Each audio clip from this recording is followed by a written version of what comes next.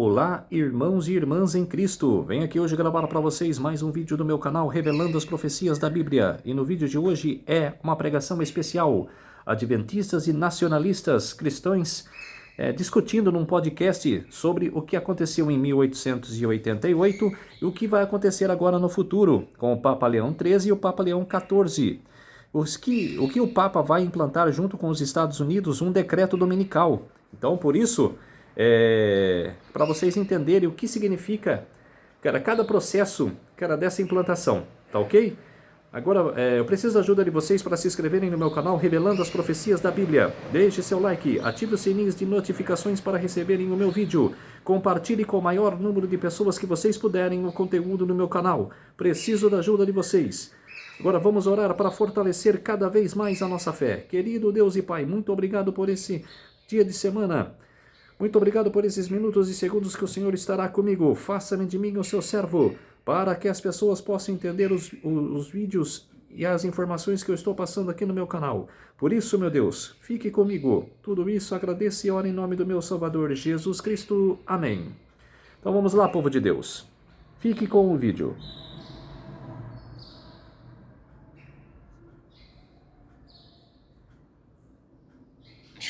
Ao longo do último século, a República Americana definhará à medida que é sufocada pelo peso de políticos ineptos que trocaram a nossa prosperidade por ganho pessoal. Acordos nas traseiras e uma teia sufocante de maquinaria burocrática têm corroído os fundamentos sagrados estabelecidos pelos nossos antepassados, substituindo-os pelos caprichos de uma elite não eleita. Poucos privilegiados que, até recentemente, exercem um poder sem controle sobre as nossas vidas. Os nossos fundadores, que como uma muralha de pedra se mantiveram firmes na defesa da liberdade, mal reconheciam a apatia cívica e a conformidade silenciosa que define esta geração. Homens fracos semearam as sementes da dificuldade. E agora, em tempos turbulentos, é dever dos estadistas levantar-se para enfrentar o momento com clareza, com coragem e convicção. O meu nome é David Shepard. Sou um ex-candidato ao Senado do estado de Califórnia e agora, depois de 2 anos, estou arregaçando as mangas e voltando ao trabalho. Agora, isto é reis estadistas, um chamado a levantar-se. Juntamente com o meu co-anfitrião, Lennox Callonger, vamos examinar as forças por trás do nosso desmoronamento cultural e político e ajudar a moldar uma nova geração de líderes para inspirar os jovens a entrar na luta e responder ao chamado da sua época. Uma nova geração de estadistas está a ser forjada. A pergunta é: quem se levantará? Estamos em um momento de oportunidade para restabelecer os fundamentos cristãos que tornaram este país grande. E estamos esperançosos e determinados a conquistá-lo pelo Rei e pela eternidade. Percebem? Ele está se unindo a este clamor do Projeto 2025, a este clamor do nacionalismo cristão, para que a América volte a um reavivamento. E este reavivamento implica trazer leis, trazer moralidade, legislar moralidade. E os irmãos adventistas questionam isto para ajudá-lo. Vamos assistir o vídeo, que eu acredito vai ser interessante para todos nós. Mas vamos iniciar com uma oração. Obrigado, Senhor, por ter estado conosco ao longo da semana que passou e mais uma semana iniciou. Queremos pedir que o Senhor nos acompanhe, nos fortaleça, nos dê ânimo em saber. Cada dia que passa, estamos mais próximos do retorno do nosso Salvador. Agora, Senhor, enquanto acompanhamos este debate, que não nos enchamos, Senhor, de orgulho e presunção, mas que busquemos entender realmente qual é a sua vontade e que possamos buscar destes argumentos, destas perguntas, o nosso alicerce, uma vez que iremos lidar diretamente com juízes, com pessoas que não irão acreditar na tua mensagem no tempo do fim. Ao nos apresentarmos diante de magistrados para responder por nossa fé, que possamos, Senhor, nos lembrar deste debate. Que teu nome seja louvado em nossa vida. Prepara-nos, Senhor, o caráter para o encontro consigo. Em nome de Jesus. Amém. Amém. Vamos acompanhar. Seu celular agora faz isso e você nem sabia dessa nova.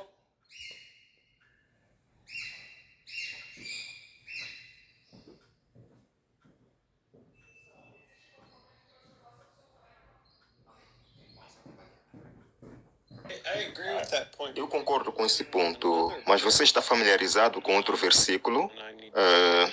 Eu preciso encontrá-lo aqui. Tenho certeza que você já ouviu isso antes. Meu reino não é deste mundo, caso contrário, meus servos lutariam. João 18:36, certo? Então, dizer que é aceitável ir a uma cruzada, basicamente, e compilar essas outras coisas, bem, ele está literalmente nos dando a instrução de, caso contrário, meus servos lutariam, certo? Quero dizer, a Bíblia é muito clara. Não se baseia na coerção, porque se baseia no fato de que ele diz: escolha hoje a quem você servirá. Então, não é como se eu pudesse ir e torcer a cabeça e a mente de alguém e controlá-los. Eu tenho que deixá-los escolher, certo? Quero dizer, há uma escolha de livre-arbítrio. A maneira como eu diria isto, voltando a Mateus 28, é que toda autoridade no céu e na terra já pertence a Cristo. Outra maneira de colocar isto é: as nações já pertencem a Cristo. Elas são dele. Não se trata dele fazer campanha para o seu reinado. Não se trata dele fazer campanha para ser Deus. Ele é Deus. Toda autoridade já lhe pertence, portanto, vamos por causa do que já lhe pertence, porque ele já tem autoridade sobre estas nações. E fazemos isso através da proclamação do Evangelho. Neste momento, o Evangelho é uma mensagem. É a mensagem de Jesus Cristo. É a mensagem de Jesus Cristo, de que Cristo veio redimir os pecadores, certo? Essa é a soma e o cerne do que o Evangelho é. Ele veio reconciliar as coisas consigo mesmo. O homem sendo caído significa que ele é uma criatura que é sempre governada pelo que adora. O homem não existe num vácuo. O homem ou adora ídolos ou adora Deus. Romanos 6 utiliza a terminologia de sermos escravos do pecado ou escravos da justiça. Não há terreno neutro nesta equação.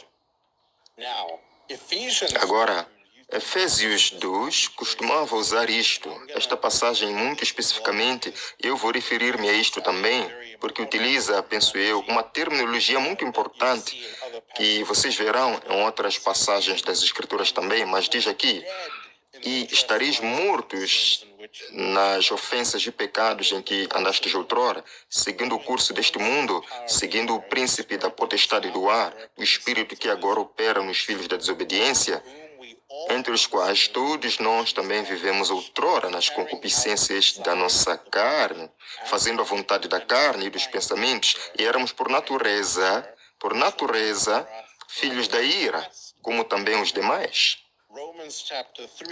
Romanos capítulo 3 diz algo muito, muito semelhante. Vou ler a partir do versículo 9 e diz aqui: e então, somos os judeus melhores do que os outros? Não, de maneira nenhuma, pois já afirmamos que todos, tanto judeus como gregos, estão debaixo do pecado, certo? Este é um problema universal. Estamos todos debaixo do pecado. Nenhum é justo, não, nem um só. Ninguém entende. Ninguém busca a Deus. Todos se desviaram, todos se tornaram inúteis. Ninguém faz o bem, nem mesmo um. certo? E continua a falar sobre todos os outros tipos de coisas. O que significa que eu acho que se o homem se encontra numa situação em que, porque está em Adão, como Romanos nos diz em capítulo 4, muito especificamente, o homem nasce morto em seu pecado. O que significa que a vontade do homem está fundamentalmente corrompida. A vontade do homem está efetivamente em cativo ao seu pecado. O homem é governado pelo seu desejo de pecar. O homem é governado pelos ídolos aos quais se prostra. Agora, isso significa que isso é uma má notícia por si só. Significa que o homem, então, porque está morto, não pode tornar-se vivo, certo? Pessoas mortas não se tornam vivas a menos que o fôlego de Deus seja soprado sobre elas para que possam viver, certo? Isto é o cerne do que o Evangelho é. E é Deus quem deve agir. E é isso que Efésios 2 diz lá, na restante daquela passagem. Diz aqui, Efésios capítulo 2, lendo a partir do verso 4. Mas Deus, sendo rico em misericórdia, por causa do grande amor com que nos amou, mesmo quando estávamos mortos nas nossas transgressões, nos deu vida juntamente com Cristo. Pela graça sois salvos. E nos ressuscitou com Ele e nos fez assentar com Ele nos lugares celestiais em Cristo Jesus, para que nas eras vindouras pudesse mostrar a riqueza da sua graça em bondade para conosco em Cristo Jesus, certo? Agora, na verdade, eu deveria ler a próxima passagem também. O versículo 8 diz, porque pela graça sois salvos mediante a fé, e isto não vem de vós, é dom de Deus, não de obras, para que ninguém se glorie. Correto? Portanto, esta é a boa notícia, este é o Evangelho. Isto é o que Cristo está a agir nas nações que pertencem a Ele. Esta é a boa notícia, sim. Mas estás a... Disseste que é a boa notícia, sim. Mas estás a forçar-me a aceitar esse presente. É o que eu estou a entender. Não acredito que Deus queira forçar-nos a seguir a sua lei. Josué 24, escolha quem has de servir. Não se trata de uma escolha forçada, trata-se de uma decisão livre de escolher servir a Deus ou a outros deuses. Sim, bem, aqui está a questão. Todos nós, acho que todos nós não desejamos naturalmente ser salvos por Deus. Em outras palavras, de fato, é isso que Romanos 3 diz, acabei de ler. Ninguém realmente escolhe Deus, a menos que Deus os escolha primeiro, certo? Para ser bastante direto, certo? É Deus quem faz a salvação. Ele é quem concede a graça. Ele é até quem nos concede a habilidade de crer. Ele é quem nos concede a habilidade de desejar-lhe. Quer um presente? Eu sou uma missionária da Igreja de Jesus Cristo dos Santos dos Últimos Dias. E este aqui é o livro de Mórmon. E ele fala especificamente sobre Jesus Cristo. Este livro mudou minha vida. E você pode receber uma cópia desse gratuitamente. Como pode ver, temos vários para dar. Quer saber como? É só clicar no link abaixo. E enviaremos uma cópia do livro e uma mensagem especial para você. Tchau!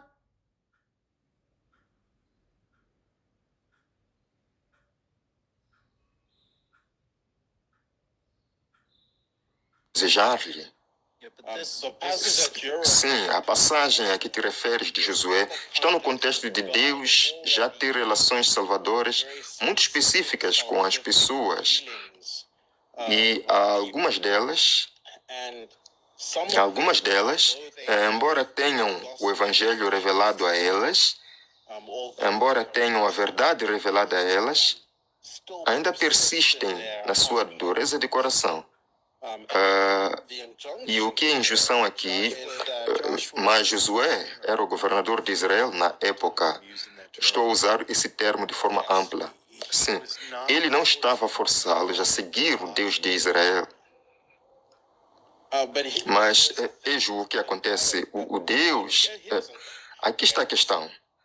Então, você poderia dizer que ele não estava forçando-os, mas haveria consequências naturais da falha deles em acreditar em Deus da maneira que deveriam, certo? Assim, todas as nações e todas as pessoas que não estavam sujeitas a Deus estavam sob alguma forma de julgamento, certo? Você vê isso repetidamente na Escritura. Eu entendo de forma um pouco diferente que ele está a enfatizar a necessidade de convicção pessoal, não a compelir a seguir a Deus. O que eu estou a descrever aqui sobre o Evangelho é um Deus que apela a essa convicção genuína. À medida que Deus discipula as nações e as reconcilia consigo mesmo, não faz por coerção. Esta é basicamente uma imagem de pessoas que vêm a Cristo porque Cristo lhes deu a sua graça. Mas não seria codificar a adoração, forçá-los e não uma convicção pessoal? Oh, desculpe, você se importa de repetir a sua pergunta? Eu acho que ele está a tentar dizer, ao legislar a moralidade da forma que descreves, isso seria coerção? Não, de maneira nenhuma. De forma alguma. Isso não é coerção, de forma alguma. Novamente, seja como Adão e Eva, por exemplo, usando isso como exemplo, quer Adão e Eva quisessem que a lei de Deus fosse imposta a eles para não comerem daquela fruta, era uma lei que ainda era boa para eles. Mas isso foi por Deus, não pelo homem. E, sim, esse é literalmente o meu ponto, que toda lei, da maneira como eu acho que devemos entendê-la, deve ser governada por Deus. É Deus que nos dá a lei. Não é isso a humanidade estabelecer uma teocracia? Bem, em oposição aqui, qual é a alternativa? Manter a Igreja e o Estado separados, como os fundadores desta nação. Amém. Mantemos a Igreja e o Estado separados, mas mesmo essa terminologia de manter a Igreja e o Estado separados é frequentemente mal interpretada. Eu acho que deve haver uma separação entre a Igreja e o Estado, como argumentei na minha compreensão dos diferentes governos que regem diferentes âmbitos. Mas não acho que deva haver uma separação entre Deus e o Estado, certo? Há uma diferença entre separação da Igreja e do Estado e a existência de uma relação entre Deus e o Estado. Para o Estado, espera-se ainda que governe de maneira que Deus determinou, da maneira como Deus determinou. Mas isso é muito diferente desta correlação entre Igreja e Estado. Igreja e Estado são duas entidades diferentes. O Estado não deve impor os seus desejos à Igreja nesse sentido. A Igreja não deve fazer isso com o Estado, ou com a família, ou com esses diferentes governos que Deus nos deu. Todos devem ser subordinados a Deus e somente a Deus. Deixe-me apresentar um problema ao seu argumento. Portanto, você mencionou anteriormente a forma de separar os mandamentos entre os primeiros 4 e os últimos 6, certo? O nosso dever para com Deus e o nosso dever para com o homem, correto? Sim. E você disse que os primeiros 4 mandamentos colocam os últimos 6 em perspectiva, certo? Então, deixe-me ler Êxodo 20, começando sobre falando sobre o sábado. Lembra-te do dia de sábado. 6 dias trabalharás e farás todo o teu trabalho, mas o 7º dia é o sábado do Senhor teu Deus. Nesse dia não farás nenhum trabalho, nem tu, nem teu servo, nem teu estrangeiro. Então, você guarda o sábado no 7º dia? Opa, você já pensou em criar e conectar IA no WhatsApp das empresas, ter sua própria agência de... Então, você guarda o sábado no 7º dia? Sim, guardo. Você realmente? Você mantém um sábado como dia sagrado? Não, eu não acredito Eu sei a sua persuasão como adventista do sétimo dia. Eu acredito o primeiro dia da semana é essencialmente o dia em que devemos. Onde que encontras isso na Escritura? Eu penso que o precedente para isso está, em primeiro lugar, no reconhecimento da ressurreição de Cristo, e também é assim que os apóstolos praticaram na Nova Aliança. Qual texto? Qual texto? Posso referir-me ao capítulo 20 de Atos como uma boa referência para isso. Vemos em Atos 20, verso 7, que se reuniram no primeiro dia da semana para partir o pão. Agora, os apologistas católicos notaram que Atos 22, 46 mostra que o partir do pão era diariamente. Portanto, quando se reúnem aqui, estão a partir o pão. Na verdade, é numa noite de sábado, porque se medires da noite ao dia seguinte, na manhã de domingo, Paulo apanha um barco para Assis e não descansa de todo nesse dia. Assim, eles chamam tal texto por parte dos protestantes para mostrar a autoridade da observância do domingo de Ignatius Fatus, o fogo fato, porque a afirmação do catolicismo é que isso é uma marca ou símbolo de sua autoridade. E protestantes não são verdadeiramente só a escritura, se na verdade estão a tentar usar esse texto para defender a observância do domingo. Ok. Bem, algumas outras passagens que posso apontar aqui, 1 Coríntios 16, 2, Apocalipse 1, 10, também falam sobre isto de forma muito eficaz. E eu penso que, na observância disso, novamente, é isso que entendemos que a tradição apostólica foi. Disseste anteriormente que acreditavas na Bíblia e a Bíblia somente é a única base da autoridade, e o que estás a introduzir aqui é a tradição. Literalmente acabei de citar a Escritura para ti. Não estou realmente a introduzir tradição. Mas veja 1 Coríntios 16. Paulo diz-lhes para guardar dinheiro até que ele chegue. Eles deveriam guardá-lo no primeiro dia da semana. Mas quando ele veio, se olharmos para a totalidade de Atos, Paulo veio e pregou todos os sábados. E em Apocalipse 1, verso 10, o dia do Senhor já estava definido em Marcos 2 como o sétimo dia da semana, porque Cristo mesmo diz que Ele é o Senhor do sábado. Portanto, se você está a falar do dia do Senhor e está a basear-se apenas nas Escrituras, Apocalipse 1, 10 refere-se ao sétimo dia, não ao primeiro. Bem, novamente, eu sei que esta é uma grande questão para ti.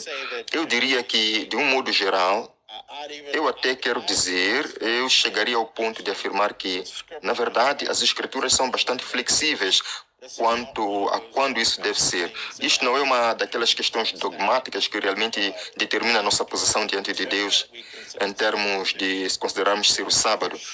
Em relação ao nosso precedente, na verdade, e aqui está a questão, quer dizer, Alex, eu estou a apelar à tradição. Sim, eu estou a apelar à tradição daqueles que Deus chamou para estabelecer certas práticas na igreja, nomeadamente os apóstolos.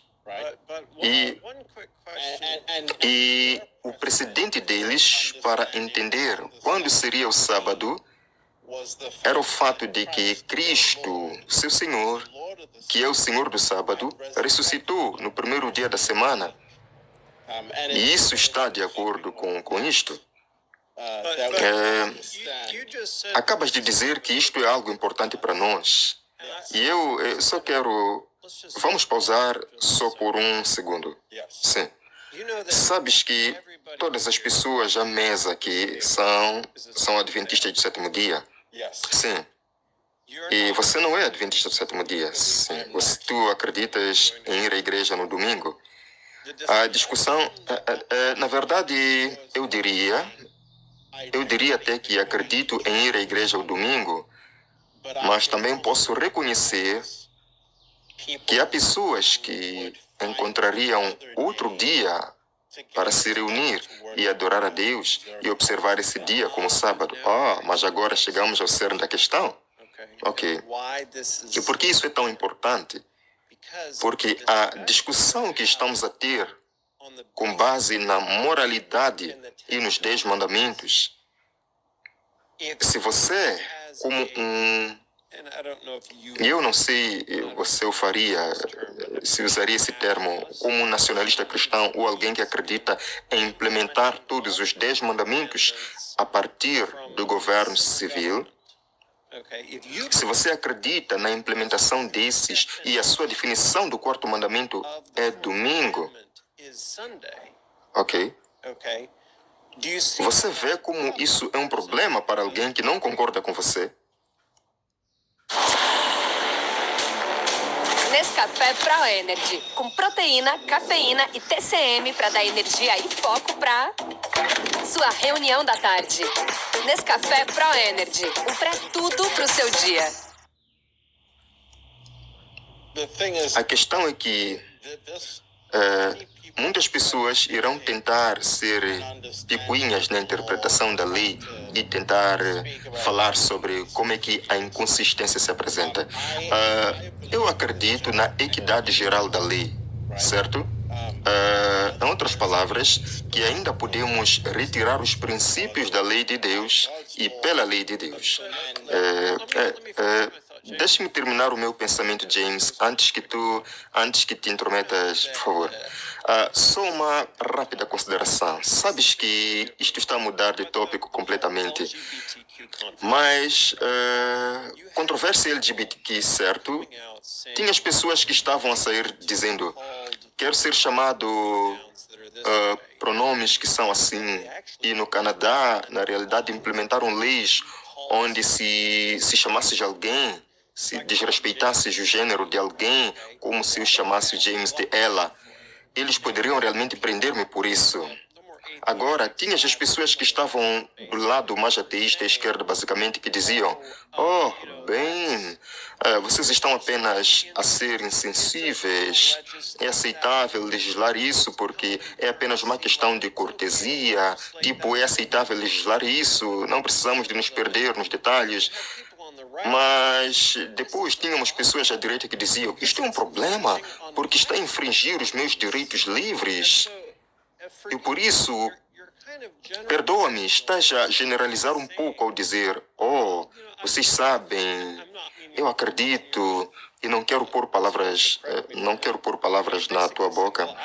Então, corrige-me se estiver errado. Bem, eu acredito que a lei é um aspecto geral. Devemos geralmente implementar isso.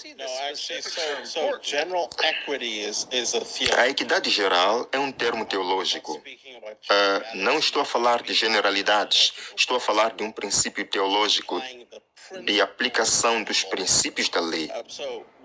Portanto, uma maneira de eu posso ajudar a compreender como fazer. Eu acredito no que chamaria os 3 tipos de lei, certo? Assim, tens a lei moral, certo? Tens a lei cívica e tens a lei cerimonial.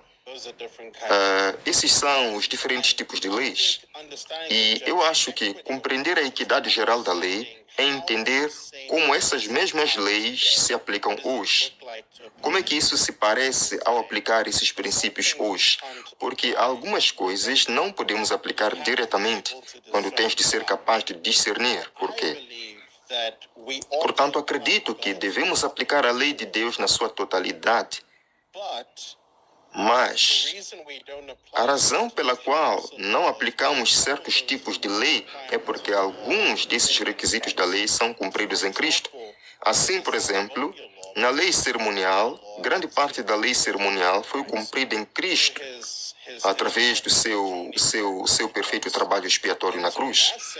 E assim, nesse sentido, ele cumpriu a lei de uma forma que não precisamos mais aplicá-la. No entanto, ainda encontramos princípios na lei que ainda são aplicados hoje. Por exemplo, na lei de Deus, o homicídio é errado. E é por isso que ainda podemos impor o fato e afirmar o fato de que o homicídio é errado hoje, porque Deus assim o disse. A razão pela qual pensamos que o roubo é errado ou o adultério é errado é porque Deus assim o disse na sua lei e, portanto, devemos aplicar esses princípios por toda a parte. Agora, eu acho que há um sentido em que o que a lei também exige de nós é a sabedoria para a aplicar de forma mais extensa possível. Portanto, por exemplo, a Bíblia diz, não matarás. E algumas pessoas podem tentar ser minuciosas e dizer, bem, sabes, não fala sobre certas situações em que a vida da mãe está em risco e sabes, eu acho que ao implicar o princípio da lei, ela nos dá sabedoria pela qual podemos determinar como essa lei deve ser aplicada. E assim é a minha compreensão da equidade geral da lei. Em referência a leis de sábado, eu acho que há um princípio de equidade geral também.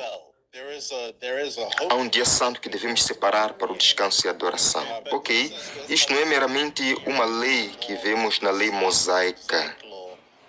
Isto está na ordem criativa. Deus trabalha durante 6 dias e ele descansa um dia, certo? E eu acho que isso é algo que devemos observar. Bem, eu também acreditaria, eu me referiria a Romanos 14 aqui, que falo sobre, você sabe, uma pessoa considera um dia melhor do que o outro e cada um estando convencido em sua própria mente. Acho que essa é a passagem importante. Mas ok, lá em nenhum lugar menciona descanso. Está a falar sobre princípios alimentares. Pode ir a 1 Coríntios 8, que fala sobre conceitos semelhantes. Novamente, acho que o princípio aqui ainda nos dá algum tipo de precedente em termos de como devemos pensar sobre isto. E a referência aqui em Romanos 14, as passagens que mencionei, utilizam na verdade a palavra dia. Isto não é uma referência meramente à comida, é uma referência ao tempo.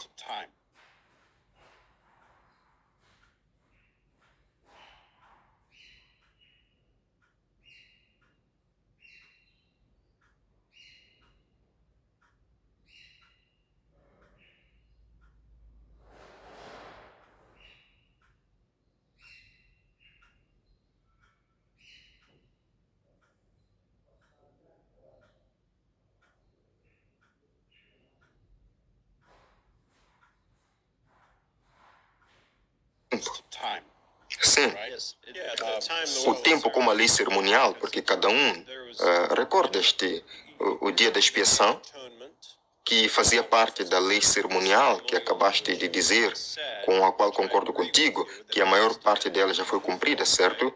A lei cerimonial continha o dia da expiação e havia outros dias de festa que estavam lá, certo? E na verdade eram chamados sábados. Ok. Então, quando te referes a este texto, dizes, sabes, tipo, deixemos cada um julgue cada dia da mesma forma.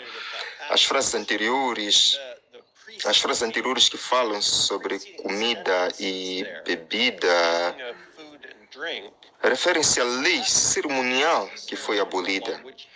Acho que tu e eu concordaríamos que quando os 10 mandamentos dizem não matarás, ainda não devemos matar. Portanto, o problema é que falas sobre este princípio de equidade geral, certo? Basicamente, como sim, há um dia que devemos manter santo. Mas você se lembra da história de um israelita que isto foi durante o governo de Moisés? Houve um israelita que saiu, coletou gravetos no dia de sábado. E você sabe, o pegaram nesse ato e o trouxeram perante o Senhor. E Moisés pergunta ao Senhor, o que devemos fazer com este homem? E o princípio era apedrejar. Então eles o apedrejaram até a morte. Então teceram um tecido azul na borda das suas vestes como a lembrança dessa lei no futuro. Então, a questão é que, para aquele israelita, Se é apenas um princípio geral de que precisamos de um dia, por que ele não se apresentou diante de Moisés e perante o Senhor e disse: bem, eu ia fazer isso amanhã, certo? Quer dizer, para ele era muito importante que o fizesse nesse dia. Descanso sincronizado de acordo com a lei de Deus. E assim, o princípio de uma equidade geral, onde é como, bem, tu escolhes o teu dia, eu escolho o meu dia. Como é que vês isso? Como é que vês isto refletido nas Escrituras? Sim, então, novamente, eu diria que o precedente que seguimos é o precedente da ressurreição de Jesus Cristo. Tipo, houve algo que aconteceu no tempo por causa da ressurreição de Jesus Cristo e ele ter ressuscitado no primeiro dia da semana.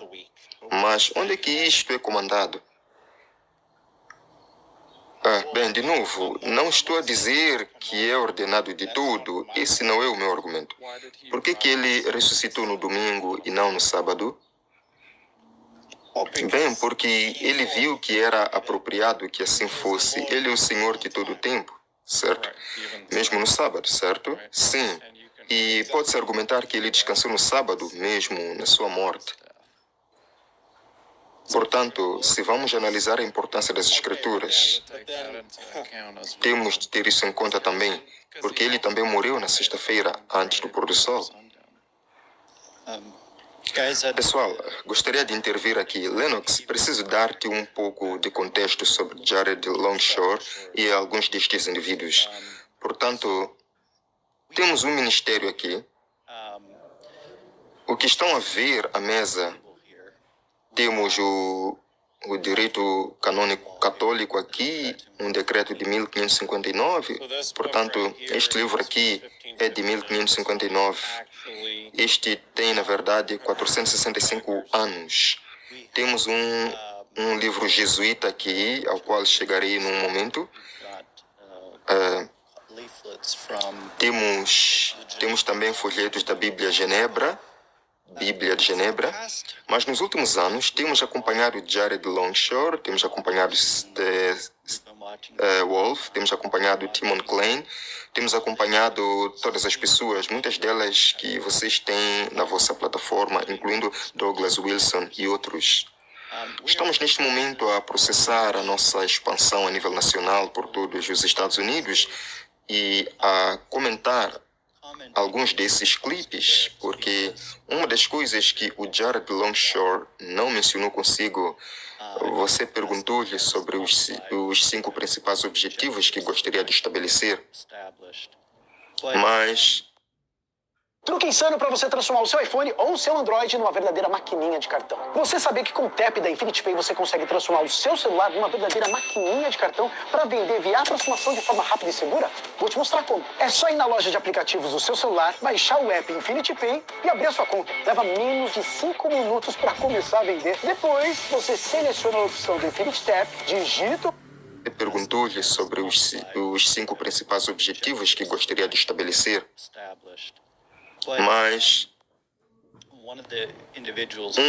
um dos indivíduos, ou alguns dos indivíduos com quem ele tem falado, incluindo Stephen Wolf, Doug Wilson, Timon Klein, o seu objetivo primário são as leis azuis. E a razão pela qual estou preocupado com isso é porque este livro aqui, na verdade, estamos a imprimir 1 bilhão de cópias, isso mesmo. Tivemos 40 mil destes na inauguração, a inauguração de Donald Trump. Temos vindo a antecipar os próprios objetivos que você está a tentar concretizar há muito tempo. E vemos isso como um cumprimento da profecia bíblica.